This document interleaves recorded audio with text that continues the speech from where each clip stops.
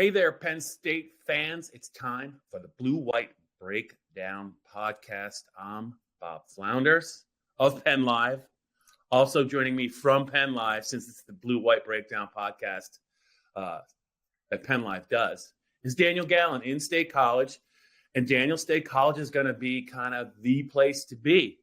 I think if you're a Penn State fan on Thursday morning, Penn State fans can't go. You're going to be there. PennLive's going to be there. Big part of this show. Let's talk a little bit about Penn State's Pro Day, set for Thursday. Probably going to start sometime in the morning. Don't know when it's going to end.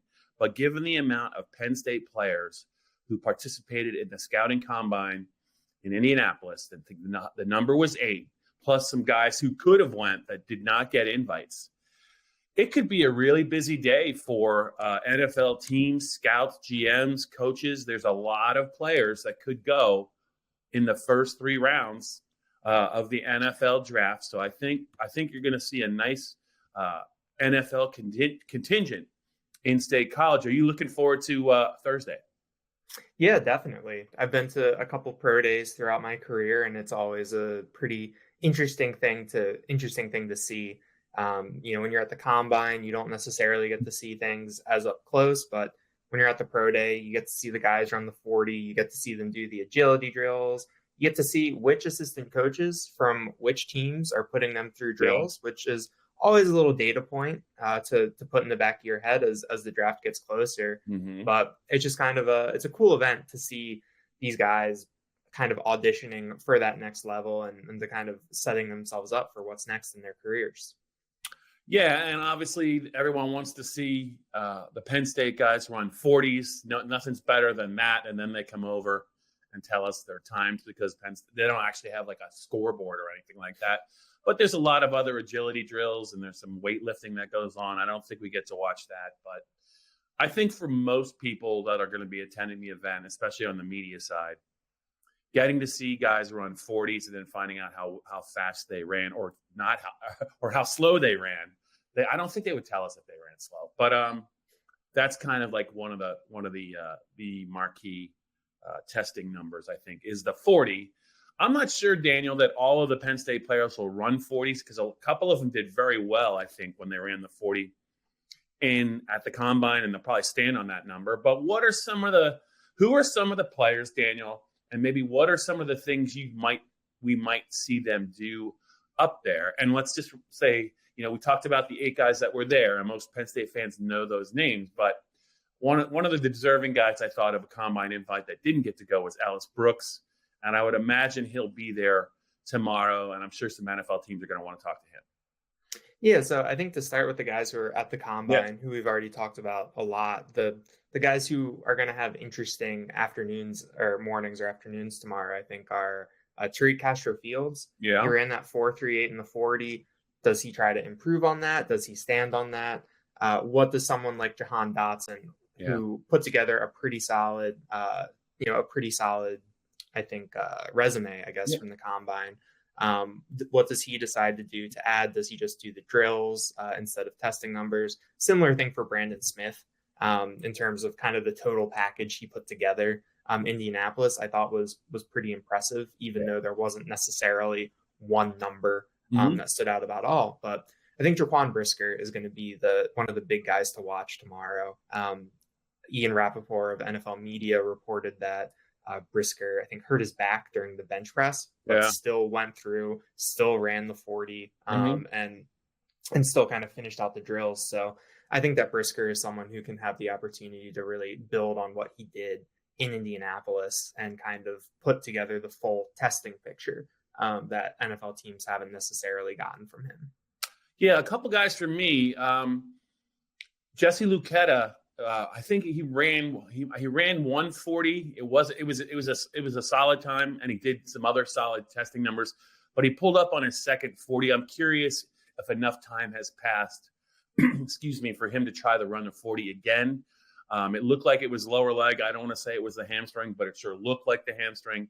I don't know if he'll be recovered in time to run it, because let's be honest, if you're not gonna run a good 40, there's no point in going out there and hurting yourself further. Arnold Ebiketie, pass rushers don't need to be really fast for the 40. It's really about 10 and 20 yards times, but I don't think he ran a 40 out in Indianapolis. He was good in everything else that he did. He's another guy I think to watch as well. I think Jahan Dotson is a guy that, I don't know. I thought he ran plenty fast enough. I think it was low 4.4s when it was all said and done. I think that's a great time for him. I just think these guys are going to be real cautious about trying to do something and maybe hurting some of the numbers that they posted in Indianapolis. Another guy, Daniel, that I would be curious about is Rasheed Walker, who went to the combine and didn't work out. So I would think he's a polarizing player in this draft for a lot of NFL teams. NFL body, he's had some games where he was very good at Penn State. He's had some games where he's not so great, but he certainly has the size to help a team, if not this year, down the road. He might need some development, but I don't think he did not test in Indianapolis. So I think if he's going to be there tomorrow, they're going to definitely want to see him move around and do some things. Yeah, definitely. I think that he's someone who can kind of fill out the testing side of things. Obviously, he was at the combine, so he went through the media interviews, the team interviews, the whole kind of 9 yards there. So I think that he's someone who's kind of flown under the radar a little bit because he didn't play in those final 3 games of the season, was on crutches at the Outback Bowl, declared, and then didn't test. So there's kind of he's kind of been out of sight, out of mind a little bit. But I did a mock draft roundup for this morning, and Tankathon had him going at number 96 overall to the Denver Broncos with the final pick of the 3rd round. So he's someone who we're going to hear his name called probably a little bit earlier than some might expect come April. I just love that you're able to give a plug to a site called Tankathon, as in TANK, a thon. Yep. All right. Yeah. That's where you go. Who doesn't have a blog, especially a mock draft blog? There's got to be over 100,000 of those things out there by now, because we figure because everyone's just consumed by the draft, and I just can't believe how far it's gotten in the last 10 to 15 years. But that is crazy. Is there anyone else we haven't talked about? I was a little surprised. I didn't realize. Did Jordan Stout run a 4.65 in Indy? Did I see that right? Yes. That's pretty impressive. He wasn't even going to help him, I don't think, get a spot on an NFL team. But he is quite the athlete. I would not have guessed 4.65 for him. The punter from Georgia ran 4.56. Come on. Well, it's in Georgia, so there you go. That's all you need to know. Yeah, look, that you've got some fast punt returners in the NFL. You might need to run one of them down. So you gotta show you're the total package there. All right. Well, do we think there's a chance we'll see some guys? These are certainly not Nittany Lions that jumped out, I think, at the fan base. But I'm thinking about guys like Mike Miranda, maybe Derek Tangelo. I'm sure there's some other guys that I might be missing, but are there some other guys that might show up? I don't see why they wouldn't, unless they don't want to play football. But those two guys, I think, come to mind. Anyone else on your radar, as we try to and get how big this list of Penn State guys are that are going to work out? So Miranda isn't on the list of pro day participants, but what is he doing? He was at practice on Monday. He was running around following the offensive line, and he had I didn't see the little belt, but I think someone else spotted that he had the little belt with the play sheet on it for that had the practice plan on it. So future coach, future. Okay. Yeah. But when you look at the list of guys who are going to participate who didn't go to the combine, I think there's 3 names that stand out to me. The first is Drew Hartlaub, the special teams ace. I'd be really interested to see how he tests, especially in the 40 and kind of the vertical broad jumping, kind of those tests that measure the explosive traits. He was really good at what he did for Penn State, and I think that's kind of how you can find a home in the NFL that way, through special teams. And then Derek Tangelo and Eric Wilson, the grad transfers, they're going to be participating. And Tangelo closed the year really, really strong. after PJ Mustafer got hurt. I think that he did some really nice things. I think he also generated some buzz at the Shrine Bowl out in Vegas at the end of January, beginning of February. So I think that he's someone who I wouldn't be surprised is maybe a 7th round pick or an undrafted free agent who gets a shot in camp. And then obviously Wilson has a full season as a Big Ten starter. Obviously there were some moments that were maybe a little touch and go there, but I think that he has the opportunity to showcase some physical skills. I mean, we know he's going to interview well based off of the couple conference calls we did with him, but he can kind of show it on the field now. So obviously Ellis Brooks is the headliner out of the non-combine guys, but I think that those three, those other three played key roles or were starters for Penn State in 2021, and now they'll get the chance to make their case for the NFL. So do you think, Daniel, I mean, I'm talking about Hartlob, who is was a really great coverage player, coverage gunner, one of the fastest players on the team. But my question is, at his height and his weight, like, if you're going to make an NFL team or even a practice squad, I don't think you can just make it as a pure coverage player. So is he big enough to play? I'm guessing he's a defensive back, maybe in the NFL, but I'm not positive. But what position could the NFL even try and develop him at? Even 2 or 3 years down the line, if they like his speed. Yeah, I mean, I think that it would have to be defensive back. I think that that's kind of the position where you can cycle through guys the most, and that's kind of I don't want to say that it's the easiest spot to make an NFL roster because none of it's easy, but it's one of the positions where teams, you can carry kind of a couple more guys because, bottom of the depth chart, wide receivers, bottom of the depth chart, defensive backs, bottom of the depth chart, linebackers. That's what makes up special teams. You can be a core 4 guy, play on all the coverage teams, all the return teams, and really carve out a niche for yourself. I mean, I think that the Patriots are a special case, but you look at what Matthew Slater did, where he has just been a pure special teamer for his full career. And every once in a while, one of those guys comes along. Hartlob's listed at 5'11", 180 on the roster from last year. Obviously not the biggest guy, but he's got the speed. And I think that if you can put yourself in the right spot at the right times, that can really help you and go a long way too. So, Daniel, when we did our Monday post James Franklin news conference video, it was a very windy day. I don't know if you guys I don't know if anyone who watched that picked up on it, but blame Joe Hermit, the PennLive photographer, videographer, because he was determined to shoot it on the field, even though it was a little treacherous. There was some serious wind. Anyway, we talked a little bit about Penn State's offensive line because James Franklin uncharacteristically went into a 2 going into spring practice for the offensive line, and we went through the projected guys that could be running first team, and it was I don't even have any notes, but it was Olu Fashanu at left tackle, it was Landon Tengmal at left guard, it was Juice on the Loose Scruggs was at center. Salim Worley was mentioned at right guard, and the veteran Caden Wallace, who played right tackle last year, he mentioned him at right tackle. So my question, though, is this was his group of guys they like to run with the first team for spring. When I look at that group, I'm wondering one thing. I'm wondering about the guards. What I'm going to say is, how do you think Penn State will change that approach when Hunter Nourzad, I hope I have his name pronounced right, the Cornell All-Ivy League interior offensive lineman, arrives and is set to work out in August? How does he maybe impact how Scruggs is kind of set, I think, at center? So we're talking about the guard spot. So we're really talking about Tengwall. We're talking about Wormley. There could be a couple other guys in there, but Nourzad was a coveted, I think, get in the transfer portal. He looks like one of the meanest college players this year I've seen on the football field. He just looks like a football player. How do you think Nourzad could impact that group?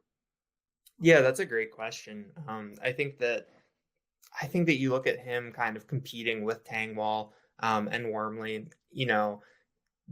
James did kind of give us the, on the depth chart where there's always the oars every once in a Yeah. while. And he gave us an oar for the second team with Golden, Israel Achumba, and Alex Fermanek, the converted defensive tackle at the second team right guard spot. So maybe when Nourzad is here, he becomes an oar with Tangwall or Wormley. I think when you think about the upside and kind of when you look at Landon Tangwall physically, he looks ready. He looks the sure part. does. But you don't necessarily know where he is in terms of his seasoning. And then Wormley is just kind of a wild card. Haven't seen a lot of them, right? Yeah, he didn't play last year. There were kind of the hints that were dropped that he could have been the starting left guard, or he would have been competing with Eric Wilson for that spot if he was healthy. But we haven't seen him, and we don't necessarily know kind of what Salim Wormley first team guard actually looks like. So I think that Nourzad could factor in there. Maybe he leapfrogs JB Nelson or Golden Israel Achumba for the, one of the top second team spots. And maybe he becomes, because he's played on the outside before, maybe he becomes that kind of de facto sixth offensive lineman in that role that we saw Bryce Effner in last year, where he would kind of come through and could play on the, I think Bryce Effner might have played every position on the line except for center over the course of the season. So maybe Nourzad kind of ends up in kind of the fireman role if he doesn't come in and take one of those guard spots. Well, both Nourzad and Effner, because Effner's still on the roster. He played last year. The fact that James did not mention him leads me to believe that he's probably going to be very limited or not going to participate in spring drills this year, unless did you see him at practice on Monday?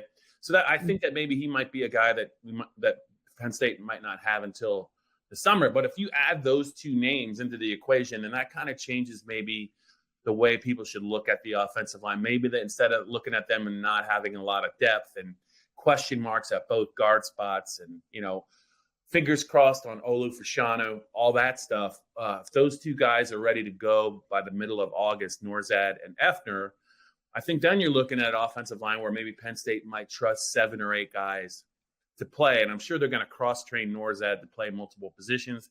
Effner can already do it, but I'd be really surprised given the play of the offensive line last year and their struggles to protect the passer, to open holes in the running game. I'd be really surprised if Nourzad is not a member of that starting unit, if not at the opener at Purdue, but very soon after that, because he had a lot of people after him. And this, I think he picked Penn State for a reason. He saw a path to playing time, and I would agree with that. I think he is a guy, if he's not one of Penn State's best 5, I don't even know what that means. Does that mean that we vastly underestimated some of these backups, or did we vastly overrate maybe his ability to impact a Big Ten program as a grad transfer? Yeah, and we did see last year at the beginning of the year, even though I don't even know if it lasted a quarter, that James Franklin is willing to do the rotation with Wiggin and Wilson, but that rotation did not last long. The Wisconsin defensive line had a lot to say about that. They sure did. But yeah, it is kind of interesting, when you bring in these transfers, especially when they're coming up a level like Nourzad is. Obviously, he picked Penn State over Iowa, Illinois, Auburn, Virginia Tech.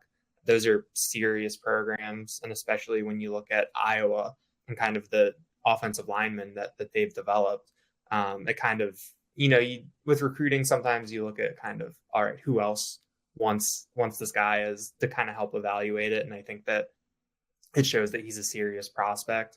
But yeah, it will be interesting to see if he can break into that top 5. Obviously, personally, I'm not a big fan of the rotations.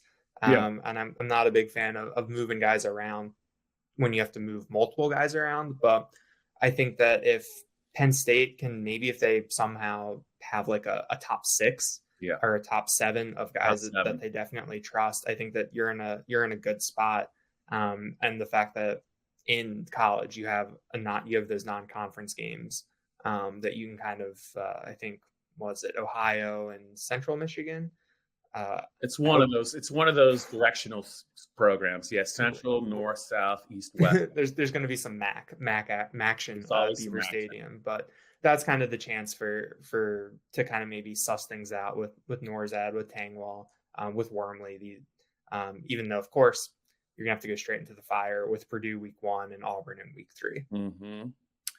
All right, the Blue White Breakdown podcast rolls on. We're getting close to the end, sadly. But I would be remiss, Daniel, if I did not get your opinion, your take on this, because Dave Jones and I were talking about James Franklin's comments about the quarterback room, specifically, in response to a question from Ben Jones about, the outside noise, the external noise, the internal noise versus, is there any pressure on Sean Clifford to kind of hold off these talented young guns, and how realistic is it for one of these young guns to really push Clifford either in spring or even later? But I think it was specifically about the spring, and James answered it the way that he answered it.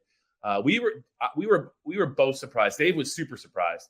We just felt like maybe, he could have been a little bit more encouraging, I think, to the younger players, because in the day and age of the transfer portal, and he's got a 5-star quarterback as a true freshman who enrolled in January specifically to take part in spring practice.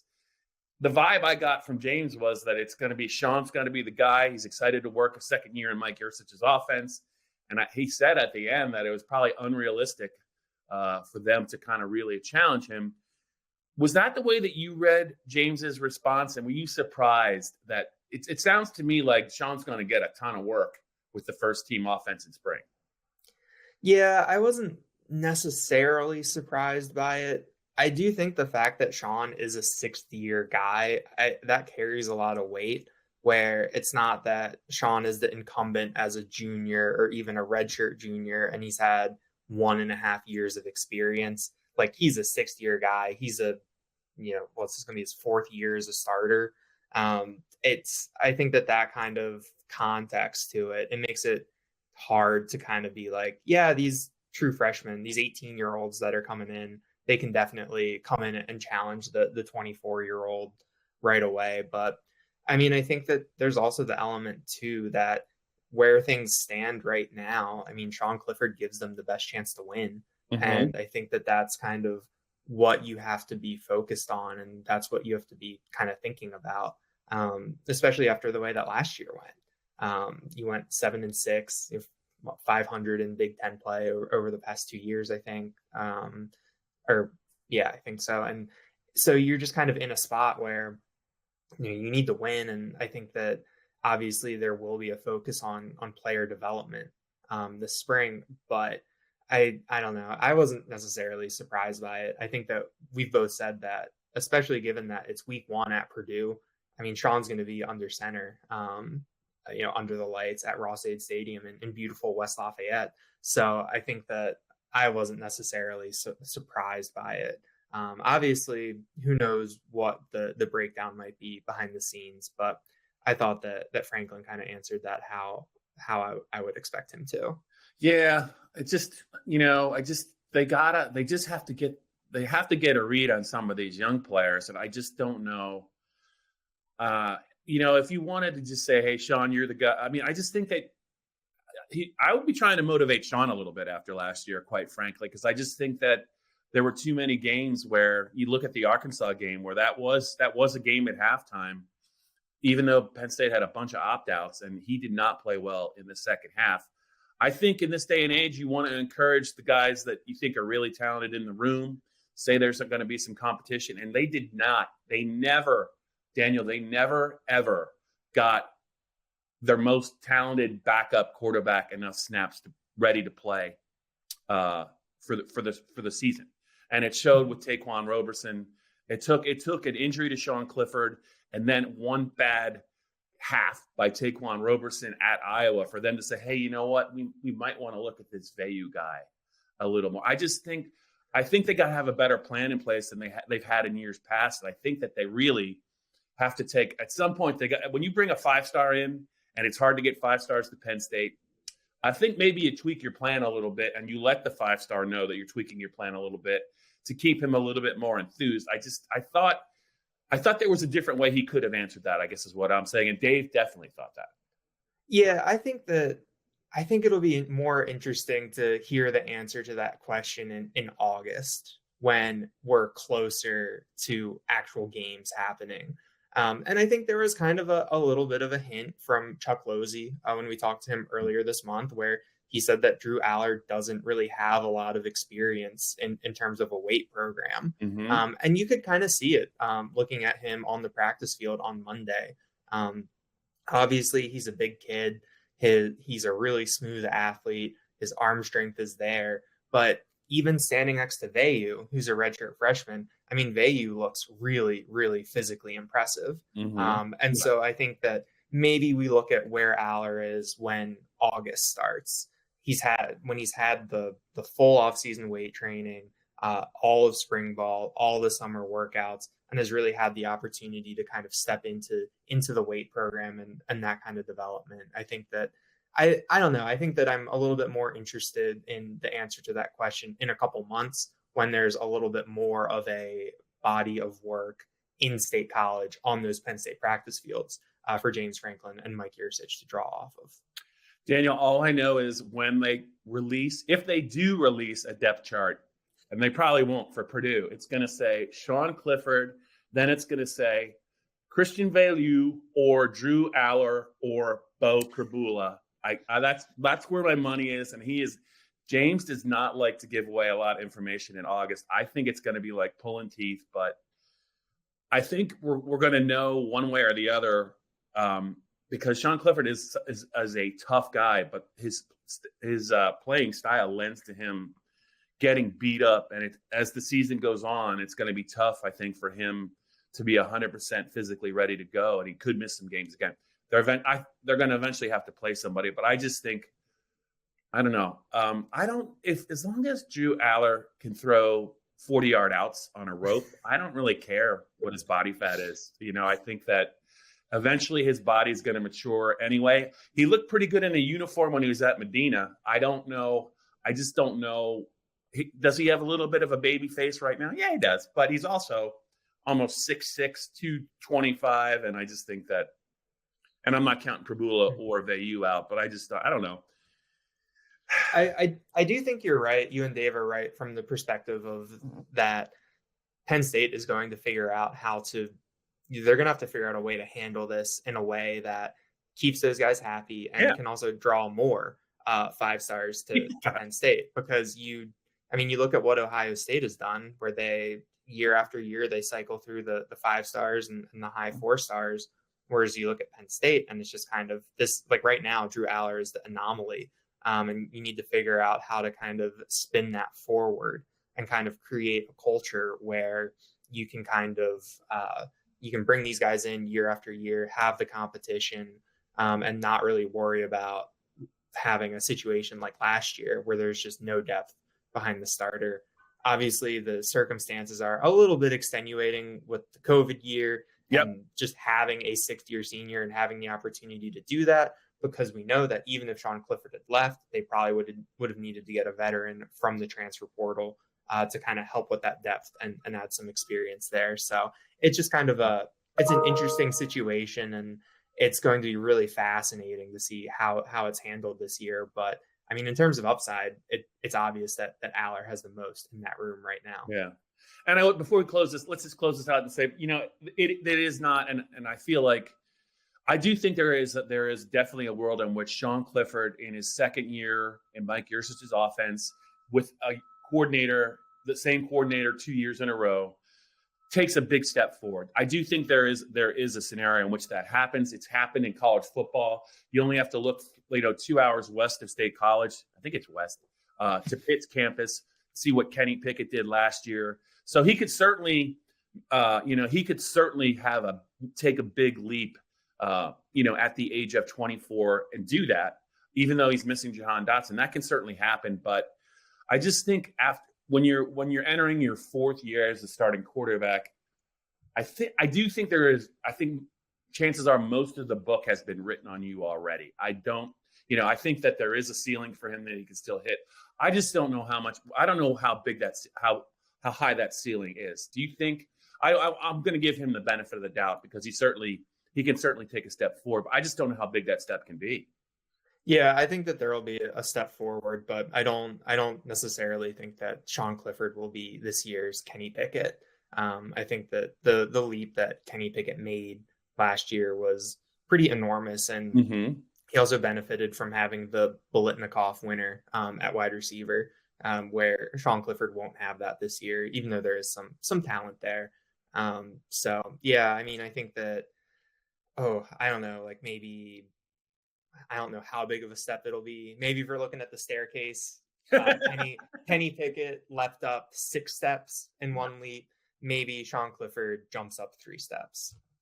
And what does that translate into, on the road at Purdue in week 1 and at Auburn week 3, and when they have to go to Michigan, and when Ohio State comes in with a pretty good offense. So I don't know what all of that means. All I know is they just didn't score enough points, not nearly enough points last year. And they played some teams that weren't even that good, and they couldn't score a lot on them. So I know it's only March, but I'm just wondering, I just hope for the quarterback room, I hope those guys, when the depth chart is announced internally, I hope all those guys feel like they're still in the running for playing time at some point during the season, or they're going to get a fair shot at competing in 2023. So we'll see. I don't think he can come back for a 7th year is another thing, another way I would look at it. Phrasing that, I think this is going to be it. And hopefully he can take, even if he improves 10 to 15%, that could still look like a pretty good year. He's going to hold every Penn State passing record, I think, by the time he leaves here. So maybe Dave and I should just lay off him. How about that? I just came full circle on him. We've got 5.5 months still till that season opener. I'm just trying to keep the ball in the air. Just keep the ball in the air on the quarterbacks, because that's what everyone wants to know about. We went the whole podcast without talking about Nick Singleton and the running backs, but we're going to save that because you're right. It's not even April. So I want to wish you a happy pro day. I won't be able to attend, but we will be covering Penn State practice availabilities from here on out. So get some sleep, Daniel. Get some sleep. Pro days they're going to be long because there's going to be like 25 Nittany Lions working out. Hopefully you get some entertaining interviews, because you never know what those guys are going to say. Oh yeah, they're professionals now, so it'll be fun to see these guys in a little bit of a different context and chat with them. All right, Penn State fans, we'll talk to you soon, and we will have updates on Penn State's pro day coming really, really quickly. When you wake up tomorrow, just be ready for a lot of PennLive updates on pro day.